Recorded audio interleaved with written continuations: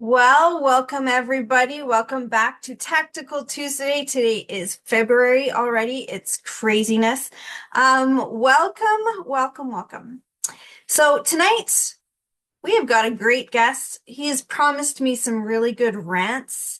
And if you guys know him, you know that he's got a lot to say, but it's educated. And he knows what he's talking about. So welcome everyone. Chris Davies tonight joining us talking about multifamily in Edmonton.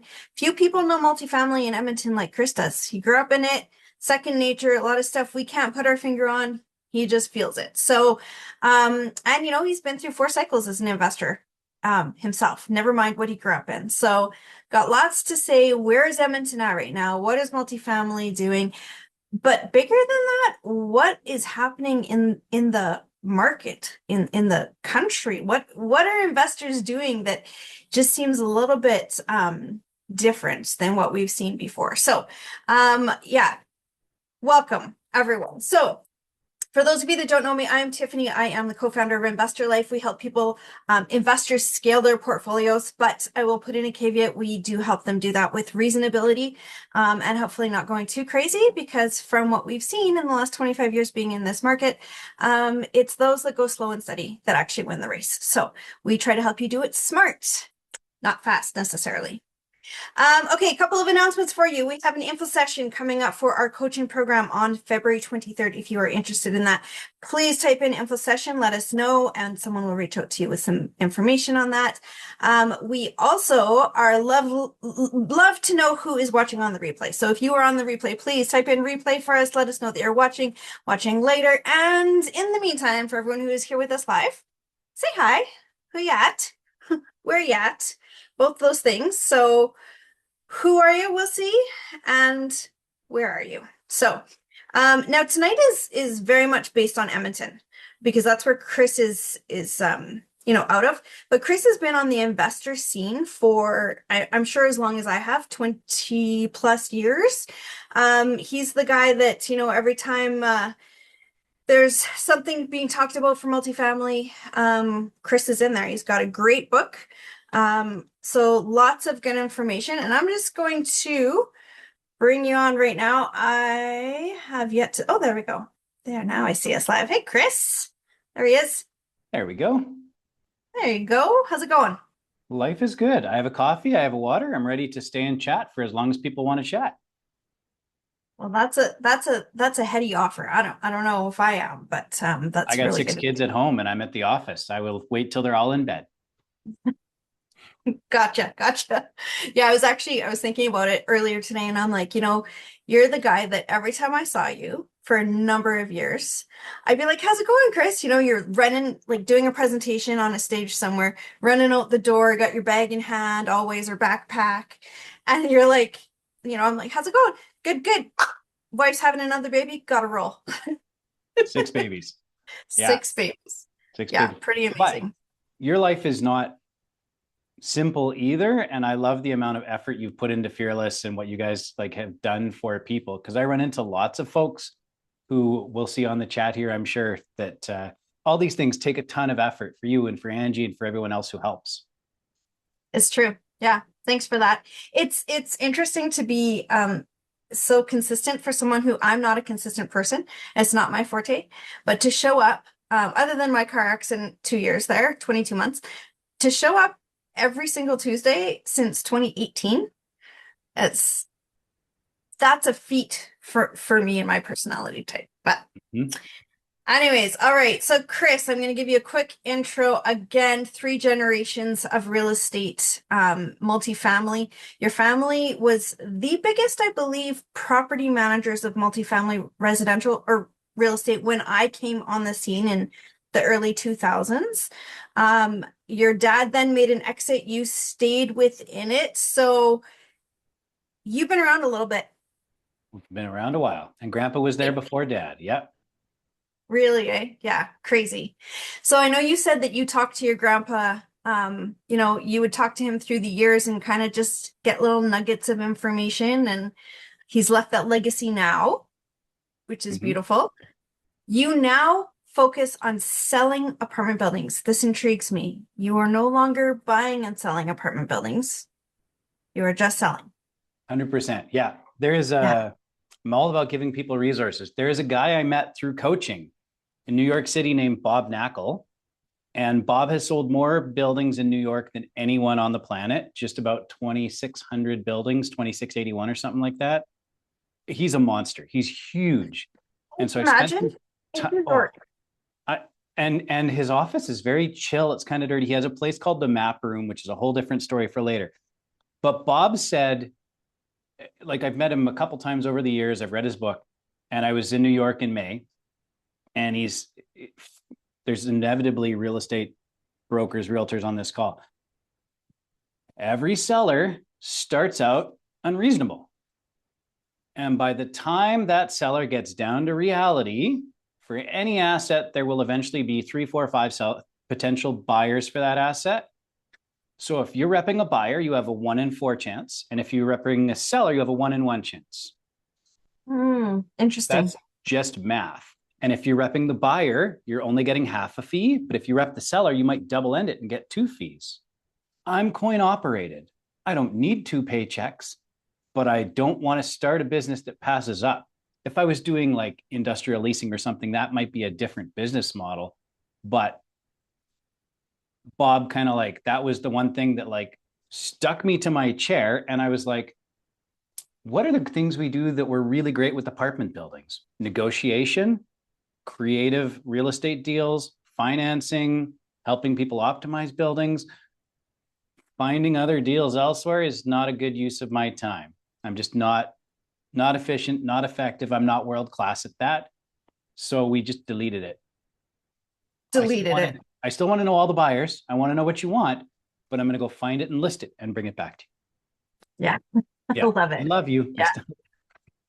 Yeah. It's not a love hate. It's a love, but 100%. um and Chris, that's why you're such a great resource for, like, even in our discussion today, not even just specifically for multifamily, but just in general. Like, you're very data driven, you're non-emotional about business, yet you're a real person. You got 6 kids and you're throwing them in the bathtub and whatever. You're still human, you still get the human side of things, but Mhm. yet your business decisions are based on reality, not what you want reality to be.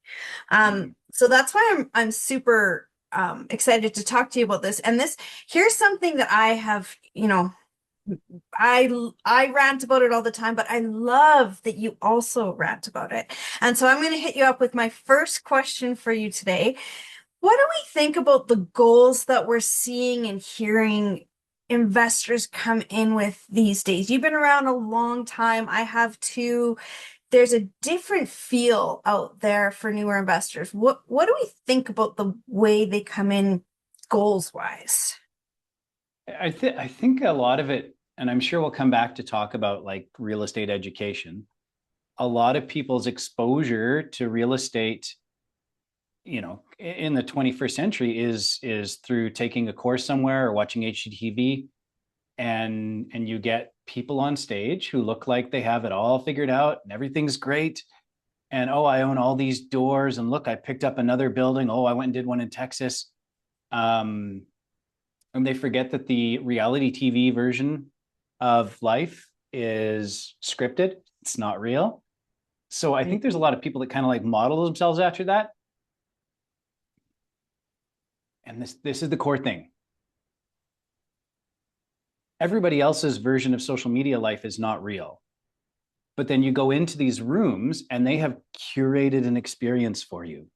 They're there to make you feel a certain way. And I love lots of them. There's good info, but they're there to sell you something else, which is coming back next time or extending your membership or signing up for a membership. So they will come up, promissory notes is a good example. They'll come up with a way for you to get involved that's small. So you feel good. The reality of real estate is not feel good. It's not emotional. Right. Do the work, Yeah. find the money, buy the property, rent the property, go. And don't post about it. Just do it. Is that too Right? mean? I don't know. No. No, I mean, the reality is that in this day and age, that's where a lot of the investor money is. So post about it, but post real, like be real about it, right? Like Mhm. you're saying, it's not all sunshine and rainbows. Okay, so you said something that just I was just like, okay, just wait. Um, no, gonna have to come back to it. It's gone already. Okay, so if someone's coming into real estate thinking that they need a whole bunch of buildings or just large buildings or whatever. What do you see in the difference between those that have lasted in real estate that you have known for 20, 30 years in the market that are still successful, not that came and went, but those Mhm. that are still going? What do you see or any contrasts that you see between investors today? Yeah, for sure. There's lots of people in that kind of bucket who got lucky. But the Mhm. big goal differentiation is that they're people who pick a path that was slower. Like they just one building at a time, next building. And they passed up what seemed like really easy options, right? They weren't trying to do the big burr and just suck all the money back out. They didn't make any promises or crazy promises to their investors. It was, we're going to put this money in and we're going to run with it. And when it happened faster, then they went back. And usually their Right. investors are like, oh, well, I don't need my money back yet. Let's just do it again. The people who were like, the rising star that turned out to be a Roman candle and kaboom, um, those are the people who are running around taking P notes, saying, oh, we'll refi all your money back to you in 12 or 18 months. We're emptying out the whole building so we can reno faster rather than doing it gradually. Um, Yeah. one of my favorite books is one my grandpa gave me. It is the 1957 edition of Leo Nickerson's book, How I Turned $10,000 into 3 million in real estate. I should really bring it to this office. Leo Leo Nickerson. Nickerson? Yeah, William Nickerson. Yeah. I've never Um, heard of this. I'm gonna it's get it. it's ancient. Yeah. And his basic thing was buy a property, clean it up, sell it. It's in the US. They could do 1031s, but he didn't even push that. He was like, buy it, sell it, pay the tax, reinvest in something bigger. Do that every 2 years and you'll be fine. And you won't have to quit your job. You won't have to lose your marbles. Just little baby steps, guys. Yeah, I love it. You will not have to quit your job. You will not have to lose your marbles. And that's the thing. When we want to go into so headlong, straight into real estate, yeah, we have to quit our jobs because we can't do it all. Chris, I'm one of those people who made that mistake. You didn't because you had mentors that stopped you from doing it, I'm sure. But we bought 100 properties in 3 years, 3.5 years. Stupid. We bought most of them wrong. We had to fix more mistakes than we made right. Um, but that's the headline. To say I bought 100 properties in 3.5 years. Now a lot of people are doing it because of the proliferance of P notes that happened. Of course, people could do that faster, but back in our day, we didn't have that, right? We were crawling for each deal. But that's not what I want to see for investors today. And yet that's what I'm seeing is this race to the end line. And it's this race to get as many doors as you can. Like somehow doors is like a magical, it's like badges on your Cub Scout scarf or something. Like I Yeah. honestly, if you have like 70 or 100 grand, should you run and give it like partner with some people so you can do a 20 unit building? I don't think so. I mean, Right. I sell those. I don't do that. I think go buy a condo townhouse, conventional, income qualifying, one tenant. That tenant's going to teach you more than a year's worth of mentorship from someone who may not own any real estate. I still own the very same sell 537-238AF. Still own it. Bought it in '08 as the market blew up, man. You don't need lots of doors. And I think that if you're ever talking to someone on stage or a mentor and they say, I own that many doors, how many partners do you have it with? If you only own 8% of 200 doors, you don't own squat. You just don't. You know what? That's so true. One of the very first people I met, yeah, boom. One of the very first people that I met back in the day in Rain, I was like, oh wow, they're incredible. They owned how many doors? I think it was only five. And I was like, wow, this is, and then I found out that they only owned 10% of each door. And I was like, oh, that's different. That's, yeah, Yeah, I mean, like I own a building in Queen Mary Park, a 20 suiter. I own 35% of it. I have a money partner. I'm the operating partner. Merry Christmas. I don't hide that fact. I'm fine right? with it. I think it's also different when there's only one other person on the other side. Yeah. But people are cramming themselves trying to think that somehow having a lot of doors is going to save you. When the bubble bursts, equity is going to save you. Okay, That's let's talk nothing about else. that. Let's talk about that. So we've got, okay, some big conversations here. P notes. P notes, yes or no, Chris? Just yes or no. Hard no.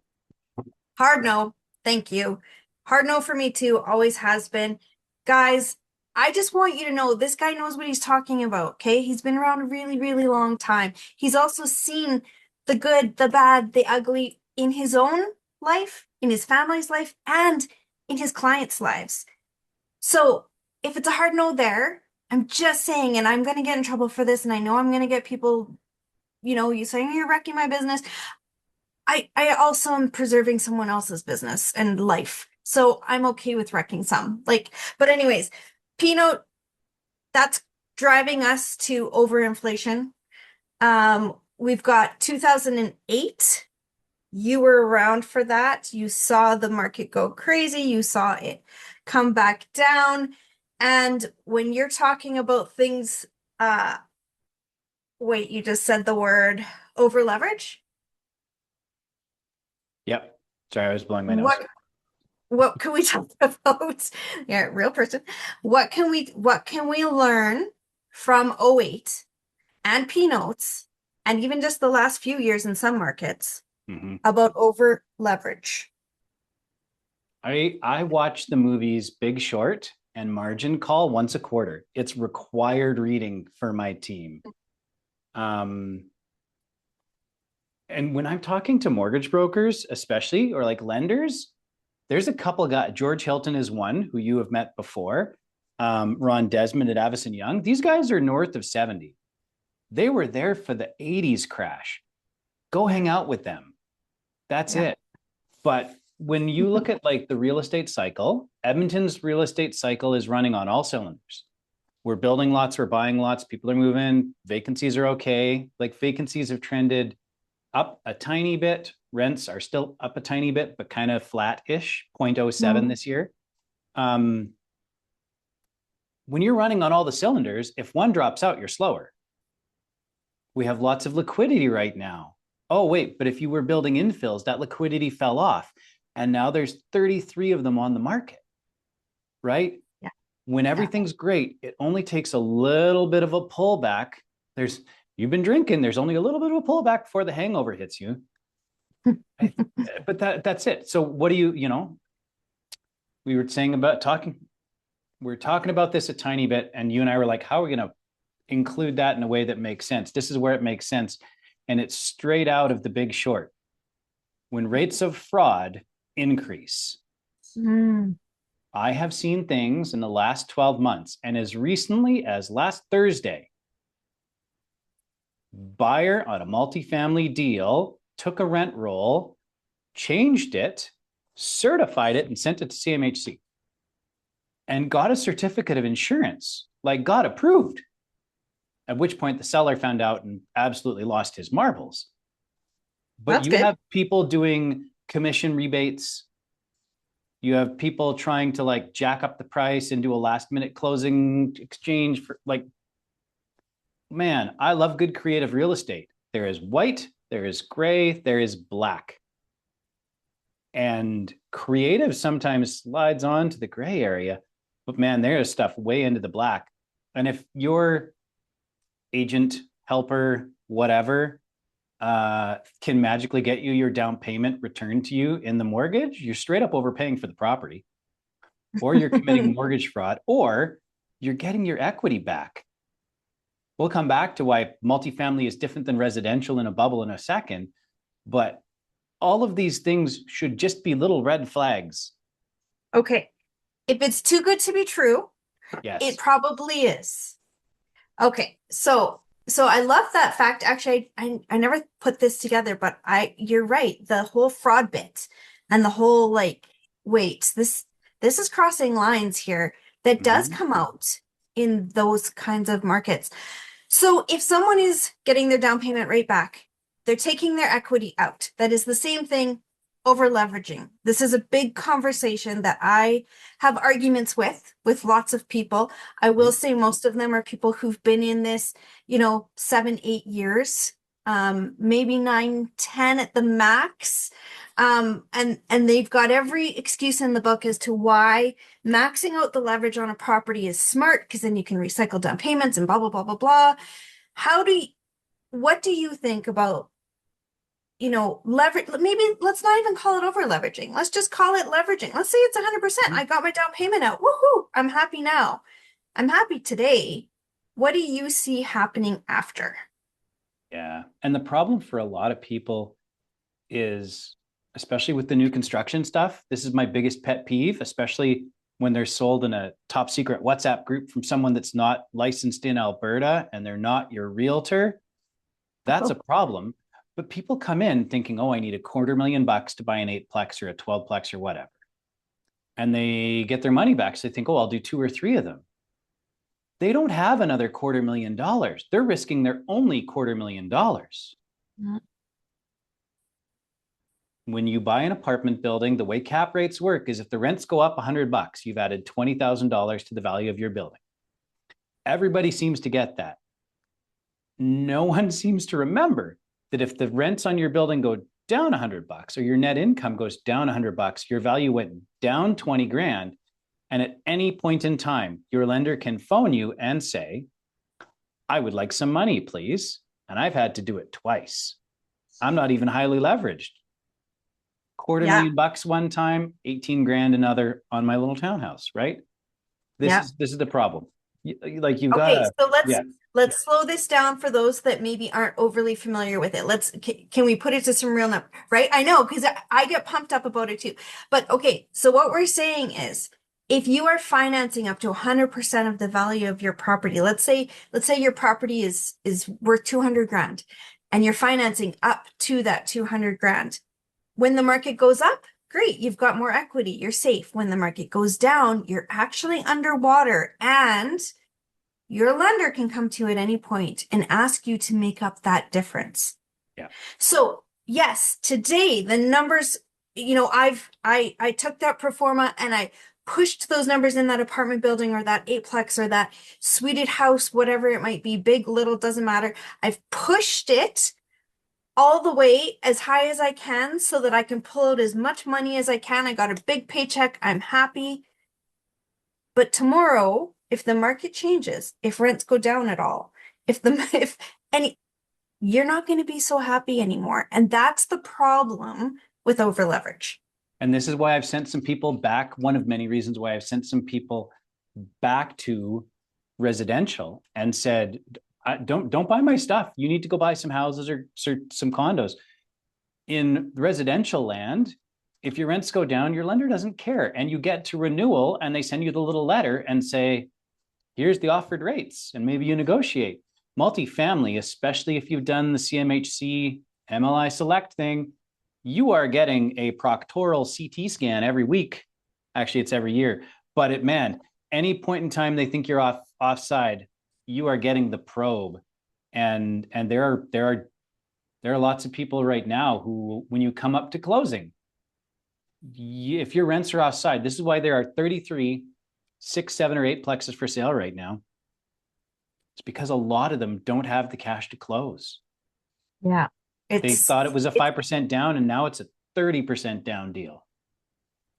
It's a super scary, yeah, super scary. yeah, We're actually talking about that next week with Keith. He's coming on mhm, Mortgage Broker to talk yeah. about like what happens, if you didn't run your numbers at today's numbers and now all of a sudden you're looking at closing and you don't have the cash to close, what can we start planning for now? So Well, and um in the case yeah, of George asked the question about that rent roll that went to CMHC, yeah, someone who's not the buyer reported it to CMHC.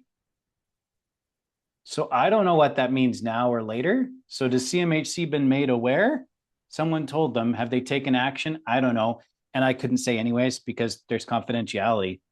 But it's there are just way too many cases and stories. The really dumb thing about the whole thing, Tiffany, is that there are guys buying 50 and $100 million buildings that are doing all the crazy leverage and doodads. Like they're buying shopping malls and their entire down payment is financed. And is that an extreme risk? Yes.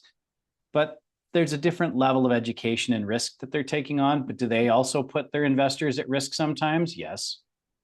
It Mhm. is it's a scary business for big boys and girls. It really is.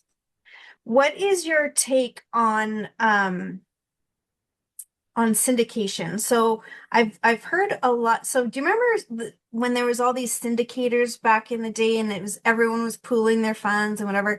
And now it seems like that's kind of a thing again. I'm hearing is that there's a lot of, you want to, so syndication, for those of you that don't know, it's like, you bring, let's say 25 investors together and everyone puts in a certain amount of money and you buy something together and everyone gets their equal parts back out. That was kind of gone for a while because it went so bad that no one would touch it. And so it was been gone for maybe what, 10 plus years. I'm hearing it again. Are you hearing it again? Mm-hmm. Mm-hmm. That And people are financing things this way? yes, and it's funny too because I hear it from the American people I coach with. The Canadian version that's actually like syndications on steroids is mutual fund trusts, Yeah. Mm-hmm. right? Which are a valuable tool, but a lot of people have spent a lot of money to create that, like hundreds of thousands of dollars in legal fees to create these. Our mutual friend Thomas Byer said to me and a couple other people I know that he's like, I used to think I was a real estate investor. And in fact, I'm just the outlet for a couple hundred whiny people, right? Like, you know what? Like, I'm working with some Yeah. really great friends to finally start investing again. We're trying to look at like a $50 million industrial portfolio. We're trying really hard to have one investor. I think that like the guys I know who are setting up these mutual fund trusts for people, they're selling something too. The Mm-hmm. core thing about sales, you have to get over the fear of people saying no. So we raise money from within rooms of real estate investors or with P notes or with mutual fund trusts. We're scared of saying no Mm-hmm. or hearing no. Pardon me. Like I just Hearing hired no. a new junior and I realized early on that all his other sales had really been done through LinkedIn messages. And I was like, stop. The next 5 times you go buy coffee, ask for a discount Mm-hmm. just so they can tell you no. And then you Yep. realize they're as scared of saying no as you are of hearing it. Right. But this But is this. that's a good exercise. Get Yeah. used to hearing no. Ask at I, McDonald's for a discount on your Big Mac. I told my nephew that a while ago, and he's like, "They're not going to do that." I'm like, "Perfect. Ask." Yeah. and they'll like, oh, here, I'll just give you the seniors discount or the first responders. I if I went back into investing as like my full-time gig, the very first thing I'd do, anybody I'd ever interacted with in real estate, I would call them. For me, as a broker, they are my inactive clients. They're people I sold something 2 years ago and I haven't called them. Call them first. Don't email, text, or LinkedIn. Telephone. Yeah. That's Aren't we it. seeing that? We want that personal touch again, right? Yeah. Especially with AI. I'm so disillusioned by all these cute puppy videos and baby videos, and I get drawn in, and then I'm like, I'm just gonna look at the comments to see if it's AI, and sure enough it is, and I'm like, oh, I don't want any of it. And it's happening quick. Okay, so there's a few questions here for you. Um, Oh, look at this. I would, this Mir Khan says, I would absolutely listen to everything you say, Chris. Wow, I love Mir. He's great. that's a pretty great thought. Okay, so MLI Select. Let's talk about that. So we have, yes, in Edmonton, massive opportunity for develop. Actually, in Canada, you guys, the opportunity for development is like I have never seen in my lifetime. Like I was born in 77. The cities changed in 77 because of all the government initiatives to put forth, for um whatever, building and development. We're seeing that again now. Yes, there's tons of opportunity. Chris, what is the pothole that we can fall into with that opportunity of development? What do we need to watch for? And specifically, why is MLI Select something that we want to be really careful of and smart with? Yeah, and leverage will kill you. Like, I love hunting. Leverage is loaded ammo. Like, it is live ammo, pardon me. Development is the deepest end of the pool. It is the hardest. It is the most capital intensive. And I feel like MLI Select just gave everybody life jackets and threw them in some whitewater. And then pulled the life jacket away and said, sorry, we're going to just give you this piece of wood to hang on to instead. Yeah, my company is Canadian Apartment Advisors. I have clients literally from PEI to Vancouver Island, and I was in Vancouver in Toronto in September, and clients were saying, like, in Ontario it takes forever to get things approved. They said, I have development permit applications that are older than MLI Select is, and they've made 4 major changes to it. I am not going to let my development rest on this random program. So when you thought you could build with, you could build a 8-plex in Edmonton with $125,000 down. I have one dude that's now had to put 700 grand in because CMHC wouldn't work. And then they changed the program, and then he missed a deadline, and we're building it conventionally. And the conventional lenders don't like small deals.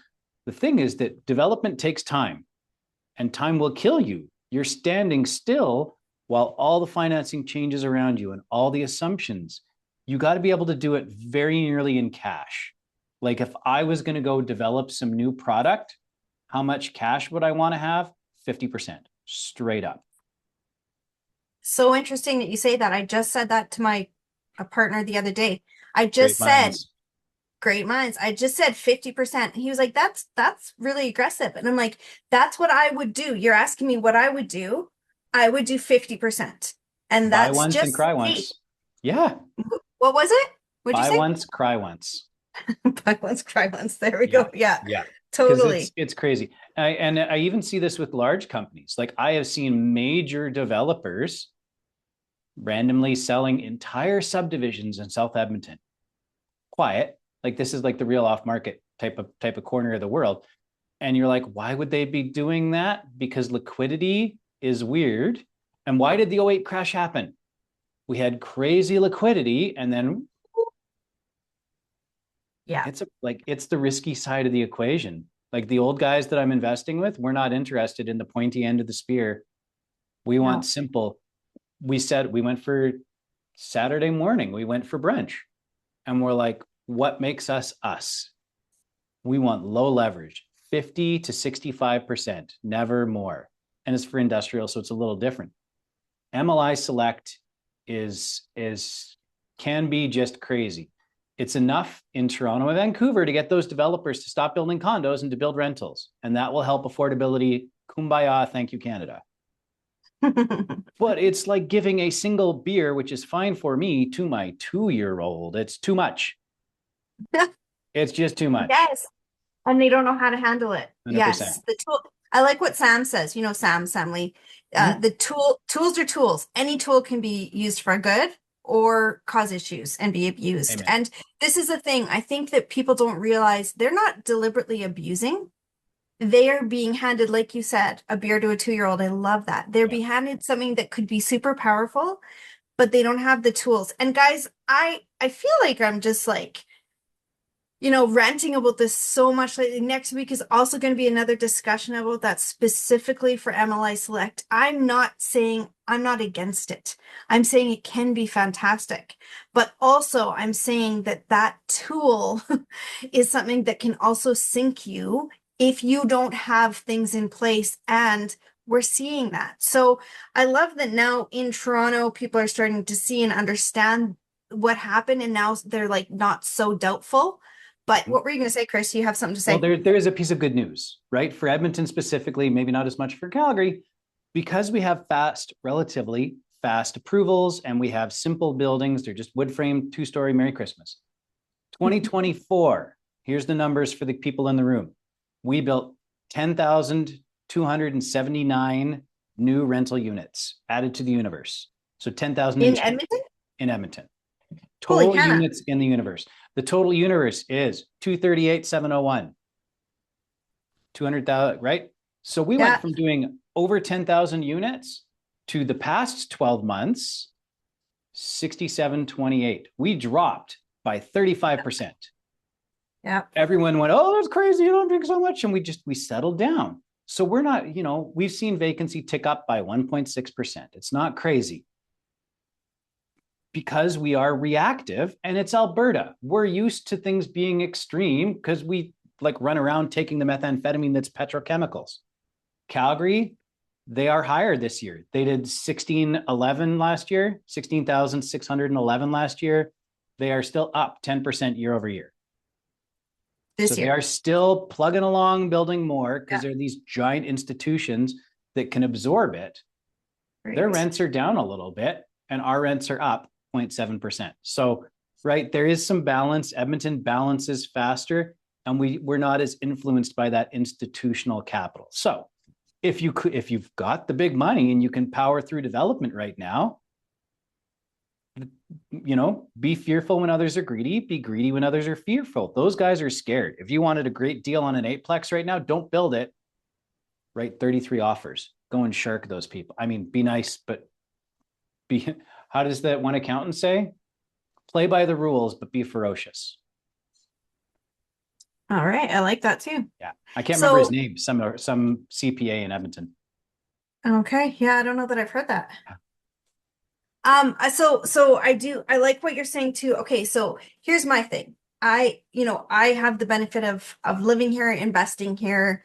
But there's a lot of investors that are coming from out of town. Everyone wants into Edmonton right now. Affordability is fantastic. Absolutely it is. Do we have a glut of inventory? Yes. Are our rents going to go down? Yes. All of these things. This is a yes. However, it doesn't mean it's a bad thing. It just means we have to count the costs. We just need to make sure we're planning for it. So Mhm. for those that are thinking about Edmonton, my thought has been just wait and see. Those, for example, I just know this one guy I was talking to the other day. So he built 12, 6 or 8 plexes. They're all cut with investor money. They're all coming due, not due, finished. They're all coming to possession right now.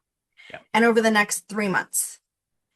So I know he is looking to, he's okay with letting some go for very little profit, if any, because he needs to get them off his books. My thought is, hold on, don't build it. There's already a bit of an oversupply. Wait, buy it from them, plan for lower rents than they planned for.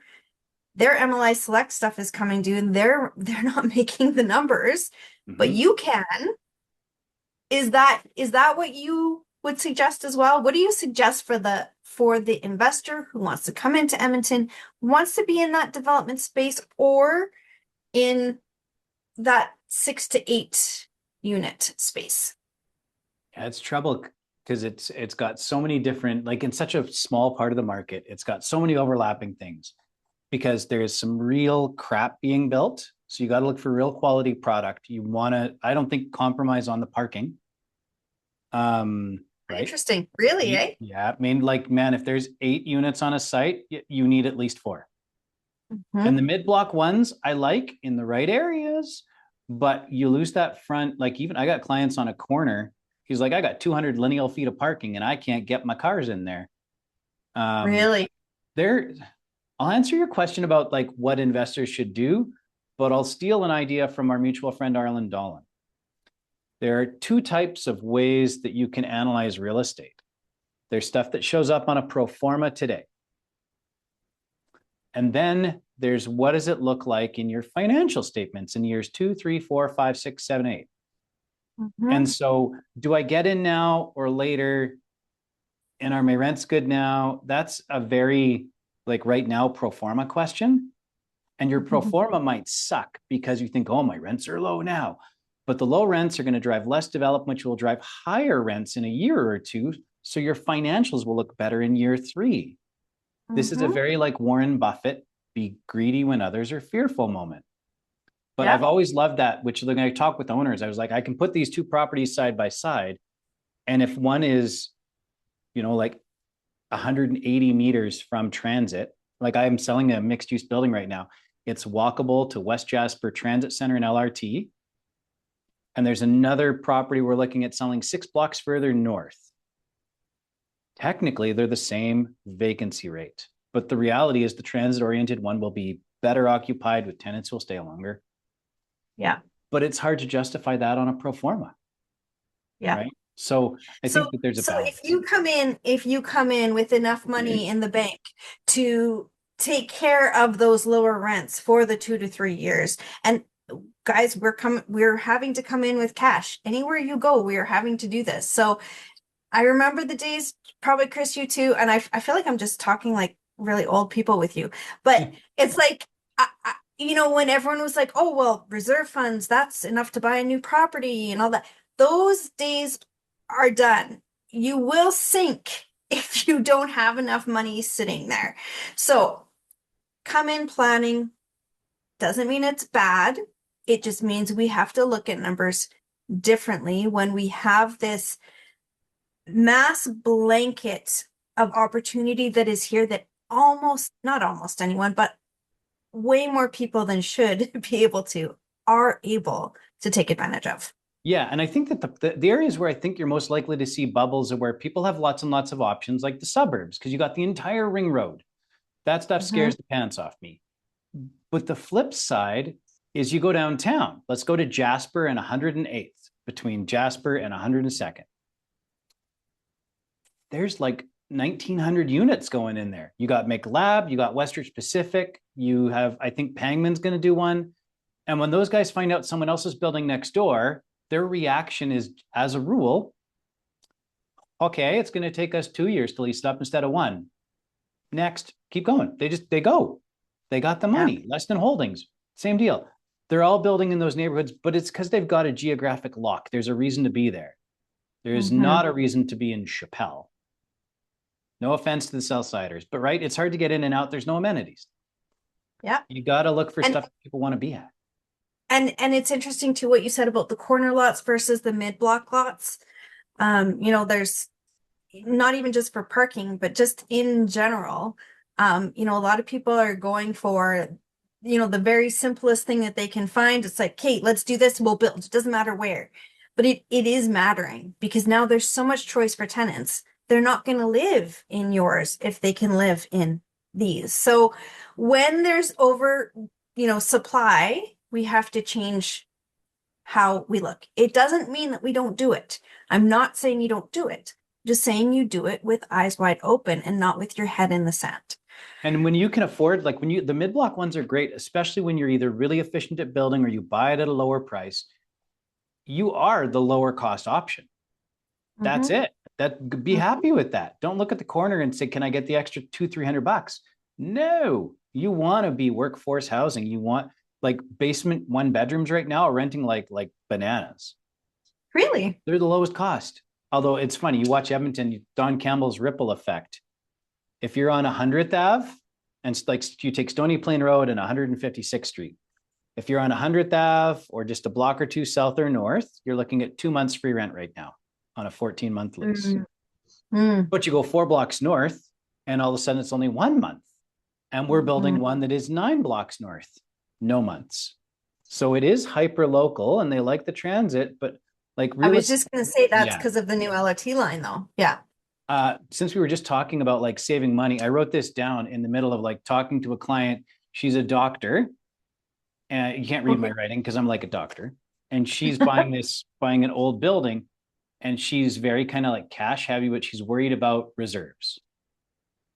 And I Good. was like, how do I communicate this to her? She likes acronyms. LSC, largest single component.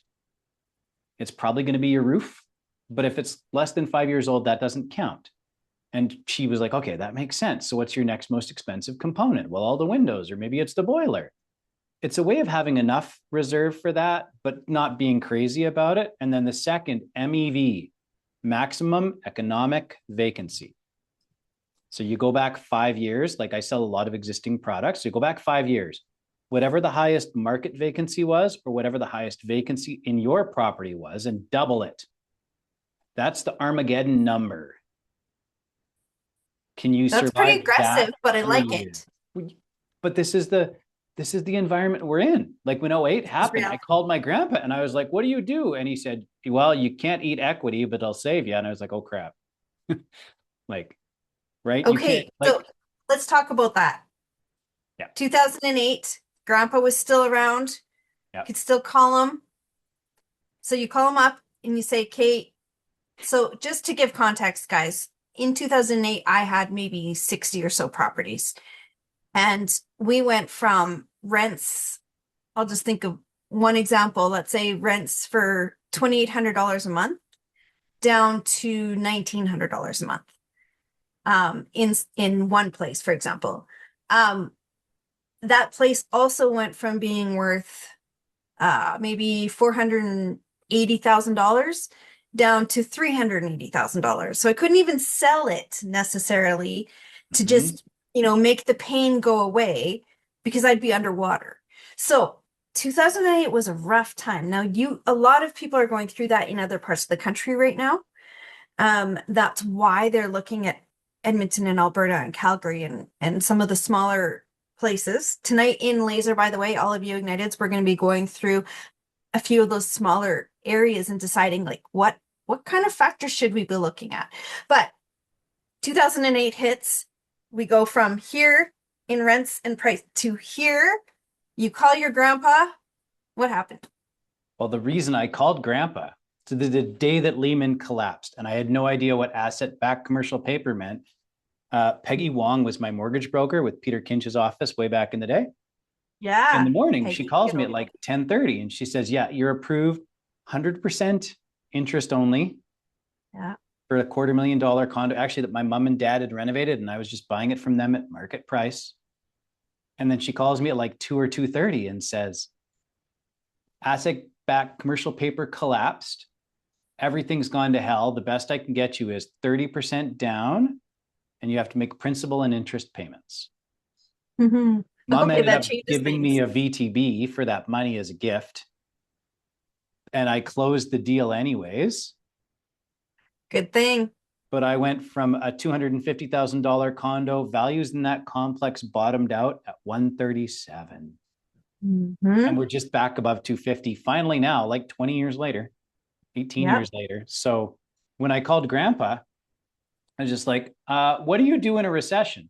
He didn't give me advice so much as tell me his story. He went into the 80s recession with 17 properties, a bunch of which were apartment buildings, a number of which were like land assemblies downtown to build more things with a partner of his. He came out with four. Mm-hmm. All the other ones went. That's kind of it. He's like, focus on the things that have equity, focus on the cash to fund operations. But he didn't have his magical bullet, like there was magic silver bullet. That's what I'm trying to say. So Magic that silver that's bullet. that is sometimes the scariest part is you talk to the old guy and he's like, I don't have a good answer. It's gonna suck for everyone. Oh, Okay, but he did say, and this, so I can actually say his words came true for me in that. So, for example, we had refinanced some of those properties. We had bought them in, let's say, 2003, four. They'd gone up. We had refinanced them, pulled them out, bought other ones with that. Right? We're smart. We're recycling our down rolling. payments. Yeah. We're rolling. We now have, higher mortgage payments on the original property, of course. And we bought these properties right at, break even cash flow. So we're we're just staying above water on both spots. And then 2008 hits. Those properties, some of those properties, like you said, have taken until the last few years to recover. And we've been feeding them cash flow every month. Did they go up in value? Yes. Did the mortgages get paid down over 20 years? Yes. But the ones that were real winners were the ones that we didn't refinance. And that's why I am such a stickler for if you've got equity, if you've got, money sitting there and the property goes down, there's no big deal. If you have no equity sitting there and the property goes down, you're underwater. You are upside down. You are looking at foreclosure or bankruptcy or something. Equity is our friend. We can't go without it. And there is a balance. And the balance is annoying and complicated, and why I spend time in economics and learning about Bitcoin and all the other doodads. When things are tough or complicated, or you're risking being at the end of a cycle, you want that equity. Mhm. But simultaneously, with inflation and monetary policy and currency debasement and the rest of it, your money in a bank account is losing value to the tune of 6 or 8% a year. Might be lower, might be higher, depending on your way of thinking about it. So there Yeah. is a balance. For me personally, if we're early in a cycle, like we go back, if this is like 2010 again, then I'm going to push my personal balance on leverage kind of closer to that 80, 85% range. Right now, we're looking at this industrial thing. We're talking like 50 to 65%, right? Mm. The building I own is probably worth, I don't know, $2.5 million. I should know more. I'm a multifamily broker. I owe 1.5. And that feels real nice right now. It's 60%, Right. maybe a little bit lower, and it cash flows great. Could I take out more? Yes. But then I'm going to add these two numbers together, plus an extra year's worth of mortgage payments. I need to know it can survive on its own for 3 years. And if I could take out more money than that, maybe. But man, I'm a professional, and I'm like, how do I not screw this up? Because I've screwed it up before. Well, and I think that that's why we are sitting here today able to say, like, be really careful, because we've screwed it up before. And so we don't want that for others. And hopefully we want people to learn from our mistakes, not their own. So that's And ideal. you know what? There's one other, Sarah made a comment in the chat I just saw, which is that Mm. there is a difference when you look at the business of operating a property. If it can fit on one page, right? You buy a property and it's got a value of 400 grand, and you get a mortgage for 300 grand. That's 25%. That's a happy number. But what if you could do 95%? If the rate's low and the rents are supporting it, that's great. Go for it. Put 40 grand or 20 grand down. But what should you do with the rest of that 100? Leave it in the company. Don't touch it. Yeah. Don't touch it. Leave it there. Okay. It is your staying Okay. power. Then I agree with you. When you're saying if you get 95%, you can do it, then do it. I'm like, You thought I okay. lost my marbles, Tiffany. Well, I was like, where are we going with this, Chris? 100%. No. Yeah, it's Yeah. about staying power, which is in the book, right? It's about being able to survive and use the leverage appropriately, but having like knowing what's next. Yeah. Yeah. I think that that's okay. So we've got like 5 minutes left. I think some of this important stuff is who's going to get hurt. How do we soften the blow? So we know things are changing. We know people are hurting all over the place. I don't want to see people leaving real estate. And that's what I came back to after 22 months away, was so many people saying, I'm out. And I'm like, no, you haven't even seen, and we're getting more heart showers. Thanks, guys. Love it, love it, love it. But we don't want to see people leaving. We also don't want to see people being, over leveraged or in too far and too deep. We don't want to see any of the who's going to get hurt in our market, in your market, and what can we do to soften that? Yeah, I think that the quick piece of advice that comes with this, there are lots of really great appraisers, building inspectors, financing professionals. Ask them their real opinion. Is this a great deal? Would you do anything different? Should I look at something else? Otherwise, they're just going to do the job you told them to. Ask their And personal thoughts. They're don't smart. don't tell them that you want a higher or a lower appraise. Don't Yeah, steer them. Let them do their job. If you're guiding that appraiser, you're playing with fire, in my opinion. So 100%. I think the new construction for small multis is kind of, regardless of who you are, a real risk until it's completed and rented up and you can buy it, which is hard. I don't have a solution. But development is meant for people who are experienced, and the lenders, think that too. And they're going to continue to pull the rug out from under you. So doing your own development, if you're not super experienced and well capitalized, I would say same thing for people that are doing the apartment burr. You get on Yeah. that interim financing. If you are not really dialed in to who your team is to get the project like done, renovated fast,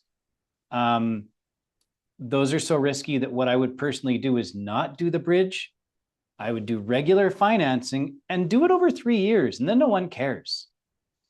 And oh, it'll be Interesting. harder to raise that money. I want my money back in 12 months. If you want your money back, go get a job. You want to be wealthy, put your money in this building, and I'll call you in 10 years and be like, here's $1 million, right? Yeah. You got Yeah. like the stuff that is trying to create a lot of value rapidly is problematic. We need to switch to, like, you have to go from sprinting to running marathons. The slow burn is where the safety is. When you're sprinting around, something's going to knock you over. And it's so easy for financing changes or interest rates or policy or zoning or whatever. Man, if you're in the Right? middle of an eightplex build right now, the city is probably going to cut your legs off at 6. And that's Do going to you hurt. think that they'll do that? They'll retroactively do it? Didn't that happen yesterday that they kind of settled They on are things? talking about it. It's got to go to committee. I think it went to committee today, and then it comes to council at the end of the month. Interesting. I think they're probably going to change it. I shared a LinkedIn post today from a guy who did an amazing analysis of 6 units versus how many square meters per unit. It's beyond the scope of this conversation. But if they change it, if you don't have a development permit in hand, you're toast. If you have a development permit in hand, but not occupancy yet, if you have to make any changes, you're toast. That's where they'll get you. And that's where people have no idea, because I was walking through a building the other day and there's not enough space in the framing next to the bathroom for an electrical outlet. If they have to rearrange that bathroom, you have to open up the plans again.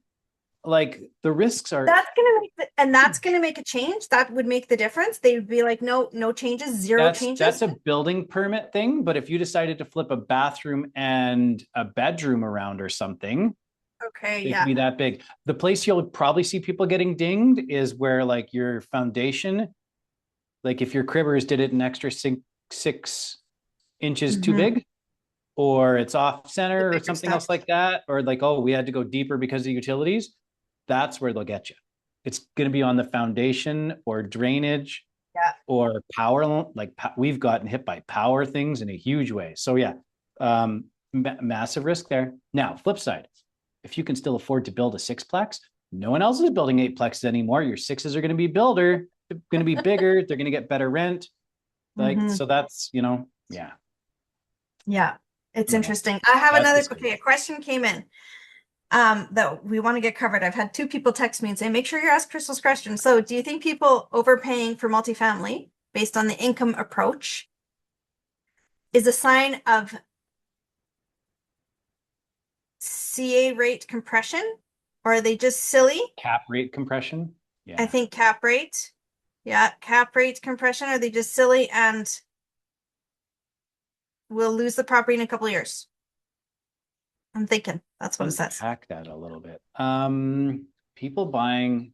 So I think part of what's driving people's decisions like that is fear of missing out, and they feel already committed to a project. Maybe they've got non-refundable deposits. One trend I'm seeing right now, and we sell like 20 or 30 apartment buildings a year, is the money from Quebec is huge and crazy. Like, if I took Quebec. a $10 million property out right now, Quebec is new. Just land. Yeah, well, you look at, like, Layad bought Londonderry Mall, and they bought St. Albert, and then they bought that one. Layad's huge. They have a whole bunch of other people. Like, I don't know what happened. Like, they all went to the same, like, conference for professionals. Trade show. Yeah. But for those people, especially when they're running scared from price drops in Ontario, it's still just cheap by comparison here. Per door, in a lot of cases, it's half of what you'd pay for the same thing in Hamilton or Welland or Quebec City or whatever. It's cheap by comparison. If they lost $10,000 or $20,000 a door here, do they care? Not really. In the portfolio for them, it's not a big deal, right? And if you want to buy in a market that's going down a little bit where there's value, you can't call the bottoms. You buy when you buy. They're willing to take that risk. Do I think they're going to get their butt kicked in a couple of years? Quite possibly. Like the day MLI Select got released, I read about it and then I called George Hilton and I said, what do you think? And George said, that's too much money. Right? It's like, and Too much power. it's so much liquidity in a market, it will drive unreasonable risk taking, which is Yeah. very much like The Big Short when they're in the room with the stripper, right? There's a bubble. I don't remember that part, but I probably, blanked it out. 100%. But yeah, no, it's true. It's there's certain things that you see that you know are coming. So 100%. Chris is on LinkedIn, guys. That's the best place to find him. You also said you shared a really good article that compares some of these things. Yeah. Amazing. I'm going to go and find it. So, Chris, thank you for your honesty. That's one thing, you will always be very honest. And even if it's like you sell apartment buildings, that's what you do. You sold 30 buildings this year, you said. So there are people coming to you to, or not coming to you to buy, but you are bringing inventory to that market, and yet you're being super honest about, look, this is what we're seeing. And maybe you need to back up a little bit and go back to residential and not multifamily. And if you are over leveraging and having to do these bridge loans and you are maxing every appraisal load that you can get, you are crazy. And I love that you're saying that. So thank you.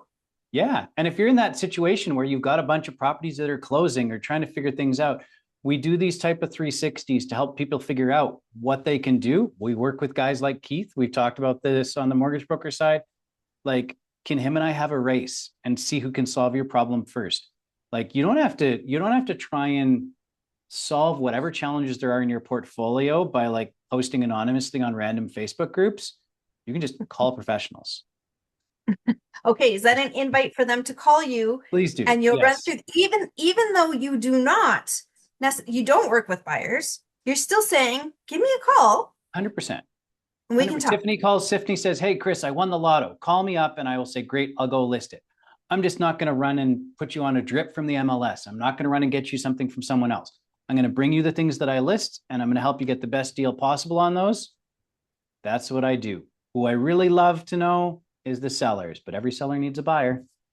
Every seller needs a buyer. And Chris, that's why you've been sounding for as long as you've been sounding and have the reputation that you have. And yeah, thank you. I respect your opinion and I hope that everyone else does too. From the comments, I noticed that our thing has been coming in and out all day, so I don't know what's going on really, but yeah, lots of people are saying thanks so much. And guys, next week we've got Keith.